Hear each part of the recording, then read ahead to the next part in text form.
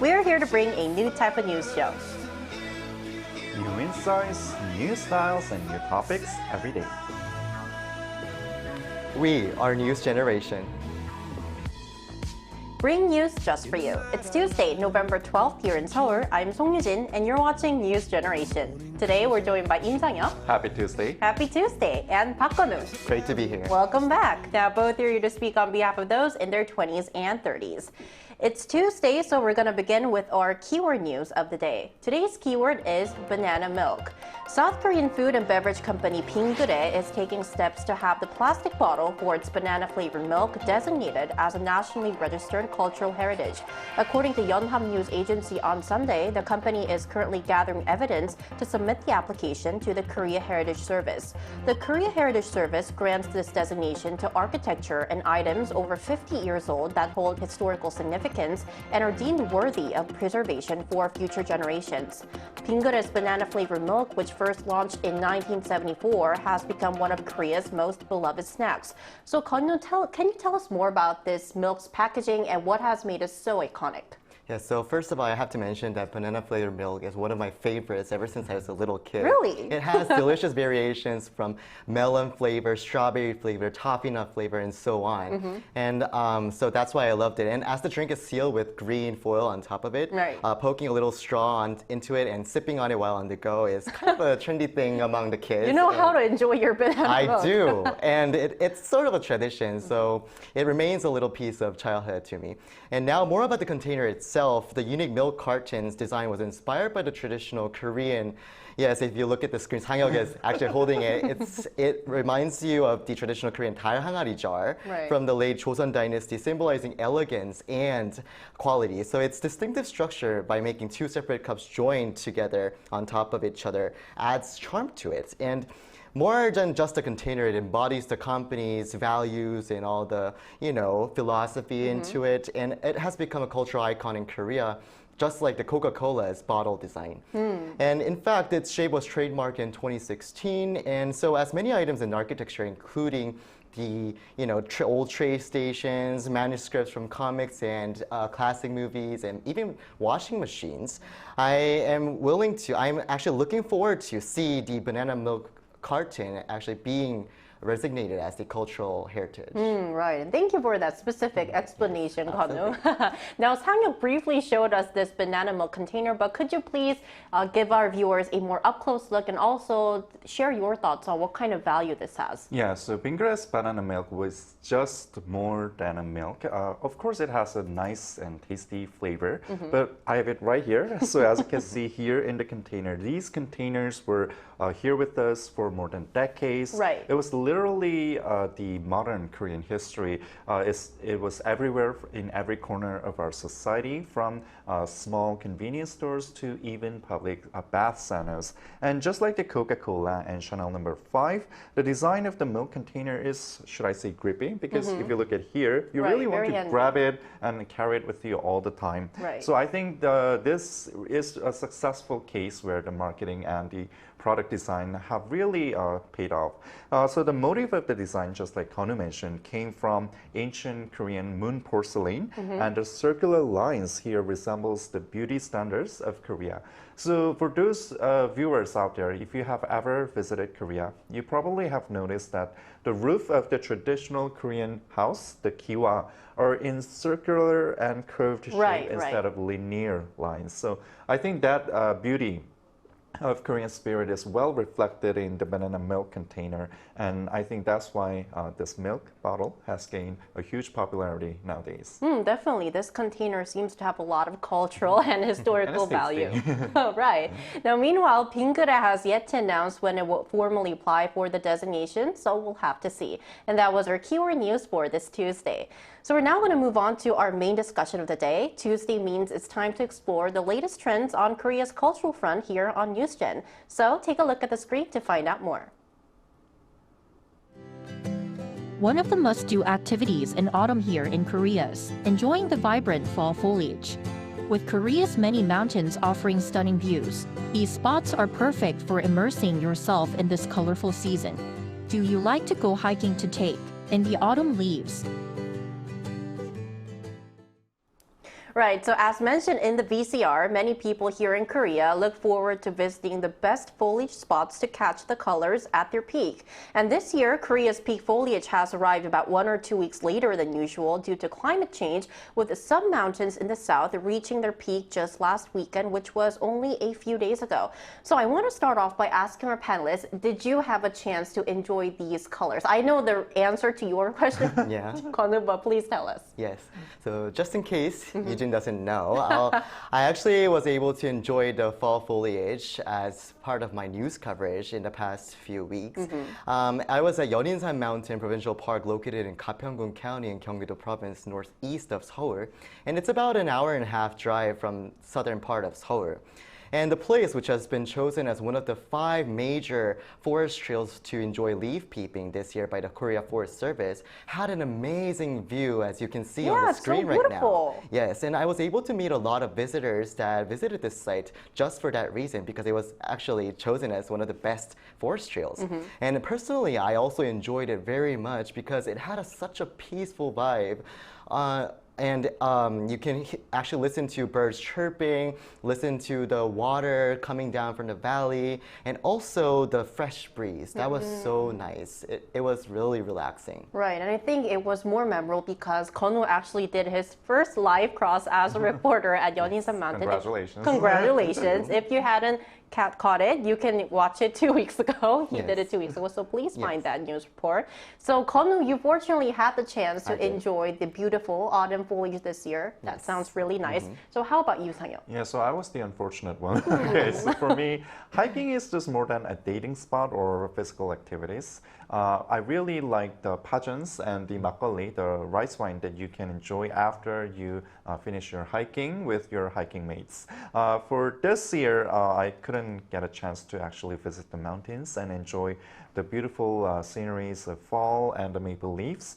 But on the other day, when I was visiting the Gwanghwamun Square for my work, I noticed that there were beautiful ginkgo trees and maple trees that were planted nearby the Deoksugung Palace. So during the break time, I quickly take a photo shoot. Oh, that's nice. Yeah, that was actually a snippet of me enjoying the fall for this year. So hopefully next year, I hope I can visit mountains, probably where Kwonu visited. Right, Exactly. you can visit Yeon인산 Mountain. Yeah, it was really nice. So yeah, I hope I have more time for next year.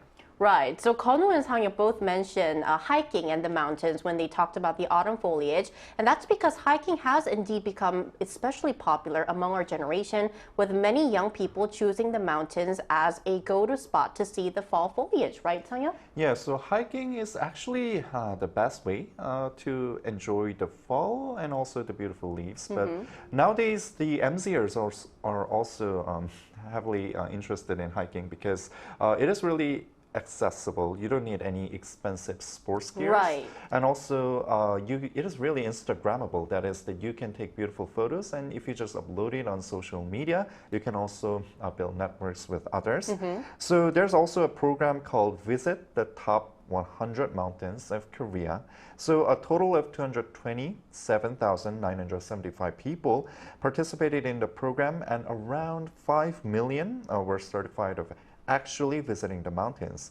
The rules are quite simple if you look at here. You need a GPS feature in your smartphone to get certified and upload the photos with hashtag like hiking or hikingstagram. And until today, about 5 million hashtags were on social media under the name of hiking, and around 1 million hashtags were under the name hikingstagram.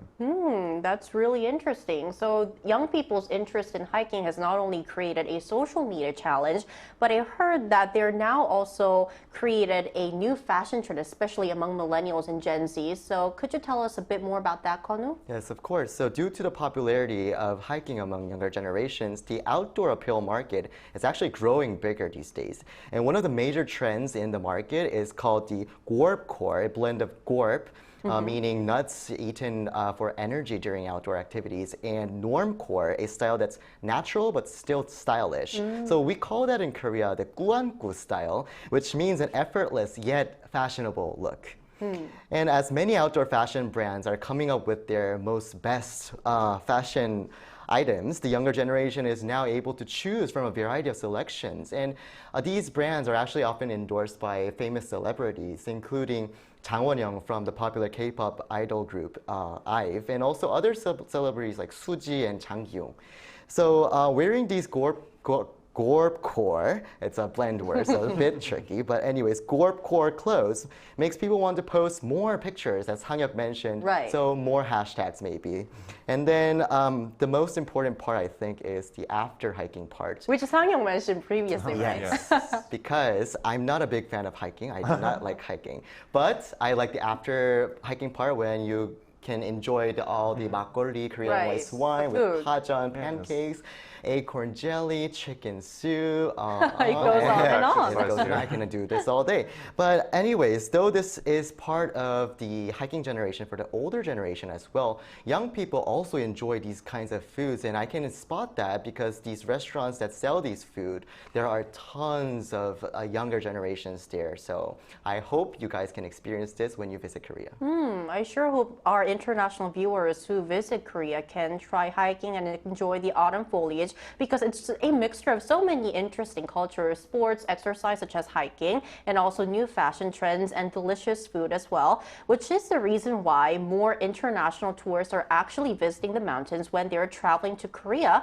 So Sang-hyuk, tell us a bit more about why this has become such an appealing activity among inbound tourists. Yeah, so first of all, if you are at other countries, if you want to go to hiking trails, you have to go far, far away from the cities. Right. But here in South Korea, especially Seoul, you can easily access to those hiking trails just by going to the outskirts of the city. And by the way, we also have the Namsan Mountain Right. at the center of the downtown area. And we also have the Umyeonsan Mountain nearby the Arirang studio. So as you can see, Seoul is surrounded by beautiful mountains. And I think this is why many foreigners are willing to visit the mountains in Seoul. So for more details, let's take a look at the screen. So if you look at here, according to the statistics by the Seoul Hiking Tourism Center, out of the total number of hikers who actually visited Korean mountains, 45% were foreigners. Almost half. Yeah, so if we just break down this 45% into number more deeply by age group, foreigners in their 20s accounted for 54%, and those in their 30s stood at 30.5%. So you can see here that out of all hiking lovers who are foreigners, the majority, 84.5%, are millennials and Gen Zs. You see. So with so many young international visitors to Korea being interested in hiking, I heard that Seoul City actually organized a very interesting and fun event for those people to cater to their needs, right? Yes, that is correct. And so, as she just mentioned, the 10 Major Mountains Challenge is actually currently underway, where participants can choose and climb 10 mountains out of the 23 in Seoul. So once a participant reaches 10 of the summits of each mountain, they can take a picture to certify their climb, and they can receive a special gift accordingly. And unfortunately, though, the application for this challenge is already closed. Oh, really? But no need to worry because who am I? I'm a news feature reporter at Arirang TV. So I brought some more exciting news just for you. So if you're willing to travel Korea and looking to hike in November, the Seoul Tourism Organization has opened a new information center in Gwanaksan Mountain in the south part of Seoul, where you can stop by the center and follow the designated trailing courses and then receive special gifts as well. Oh. So they give out these special key rings where you can attach to your hiking bags and also handy emergency kits, which is actually very useful. So it's a great opportunity for all of you guys who are willing to travel in November to participate in this event. Can we also take part in that? Yeah. Yes, of Tanu? course, all of us can go. So why don't we go right away after the show? We shall. Maybe we shall. Maybe not. Don't forget the rice wine. Right. So all of this comes from our generation's passion and interest in hiking. So to find out more what's it like in other parts of the world, we also asked our viewers if hiking is also a popular hobby in their countries. Let's take a look at some of our comments. First of all, Benny D97 says, here in the Philippines, mountain climbing is popular and there are so many mountains to explore here. For example, Mount Pulag. Travel Holiday SMP, climbing Mount Everest, wow, is popular and challenging in Nepal. Dorade1529 says, not really in Vegas to my knowledge, so you can probably come to Korea and hike one of Korea's popular mountains. Now, to hear more from our generation about their passion for hiking, we're going to invite a hiking club leader based in Korea to our talks after a short break.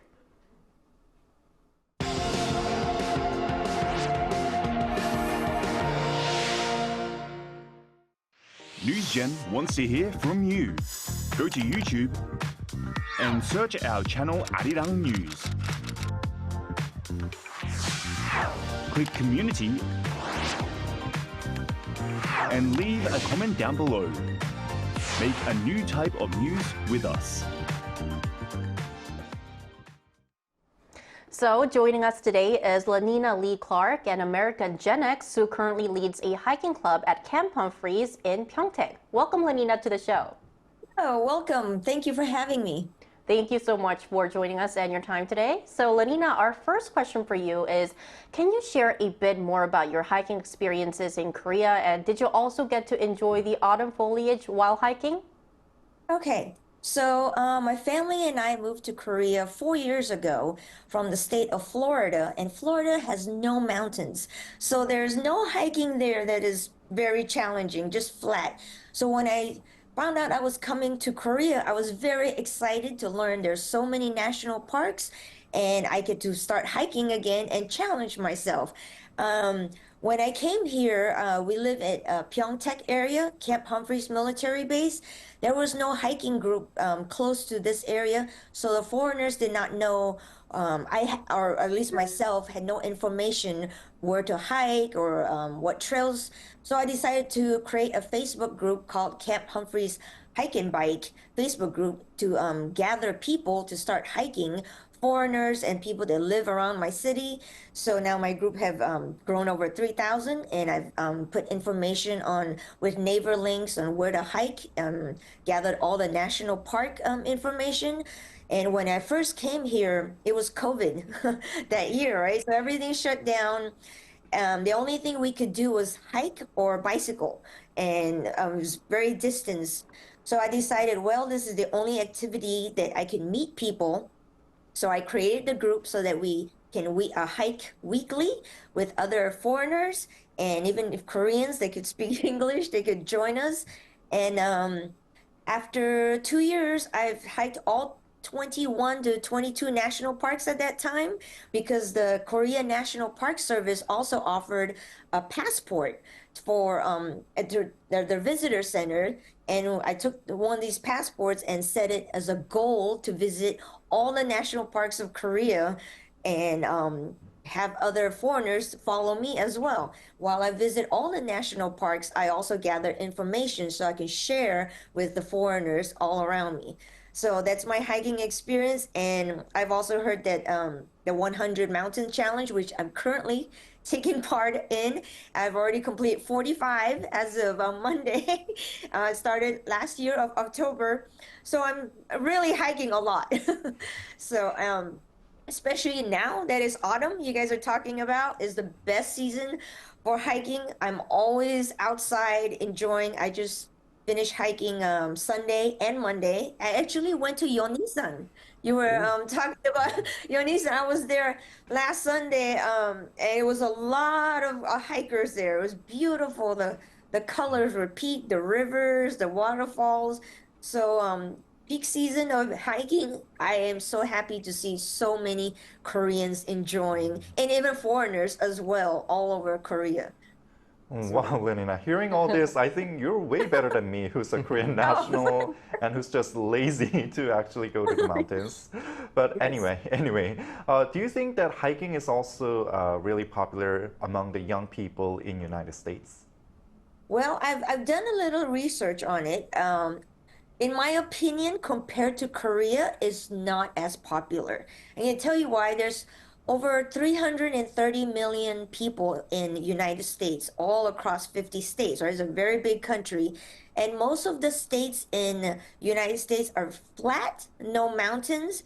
And the national parks are all over United States, not very close to people. So people have to rely on a car or their family to have a car to drive, especially the young people don't have cars. They have to rely on vacation or long family trips to drive to hiking trails.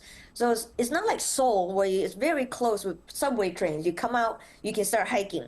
Or your local neighborhood, you take a bus or walk down the street, you have hiking trails. It's not like that in the United States. So young people don't have as much accessibility, and they also have to consider the safety factor.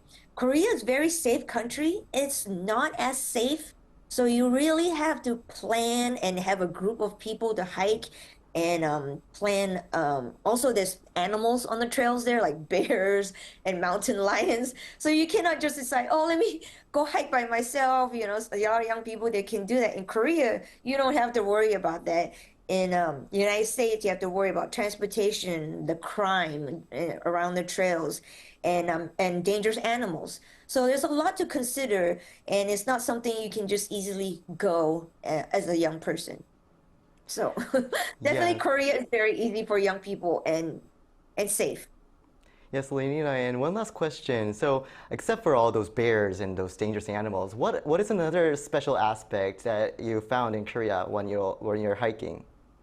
Oh my goodness, a lot of special things that makes Korea my love. The passion for Korea hiking, it's whole new level. First of all, I've hiked with many foreigners, and we all agree that Korea's mountain hiking trails is the cleanest, most well-maintained, safest trails. Lots of signs all over. You cannot get lost. It's hard to get lost when you're hiking in Korea, so that makes us feel very safe as foreigners. Even if we don't read Hangul, we can figure it out on the maps. Parking, if we drive, there's a lot of parking lots. We feel safe. Our car will not be broken into. So because there's crimes that if you leave your car while you're hiking, a lot of criminals would try to break into it in the United States. You don't feel that in Korea. And there's clean restrooms near the trails, so you don't have to use the woods, which is nice, which is what I love about Korea. A lot of clean restrooms all along the trail. Convenience stores close to it, like a CU, a GS25. I can grab snacks and water before I hike and after I hike. Lots of restaurants. So you're talking about the food near the restaurants, very delicious. All my friends and hiking groups, and when we have events, we're like, oh, let's eat after we hike on the top of the mountain. So I know there's many good places to eat and explore and try different Korean foods from different regions of Korea. Our favorite are like Korean barbecue, the pancakes. It's just the cafes. Lenina, I'm so Amazing sorry cafes. to cut you off, but we're running out of time, so I'm so sorry. It's okay. Sorry to talk a lot.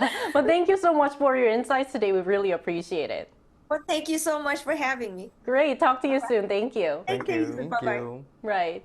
So ending off, I would like to ask our panelists, is there one tip or advice that you'd like to give for all those people who are interested in hiking in Korea? Yeah, so I would like to recommend one mountain, which is Naejangsan Mountain in the south part of Korea, which is actually the peak season this weekend for fall foliage. So I wish you guys can rush to that place. Right. So Naejangsan Mountain, peak foliage this weekend. And what about you, Sang? Yeah, so aside from all the excitement, please take care of your safety. It should always come first, and make sure to wear thick boots so in order to not get slippery as you climb down the mountains, because that's when usually most of the injuries occur. Right. So always keep in mind safety, because safety comes first. And that's all from us today, but NewsGen will be back tomorrow at 10:30 a.m. Korea time. Special thanks today to Im Sang-yeop. Thank you very much. Thank you. And Park Geon-woo. Always a pleasure. Thank you. And thank you everyone for watching, and we'll see you tomorrow. We are News Generation.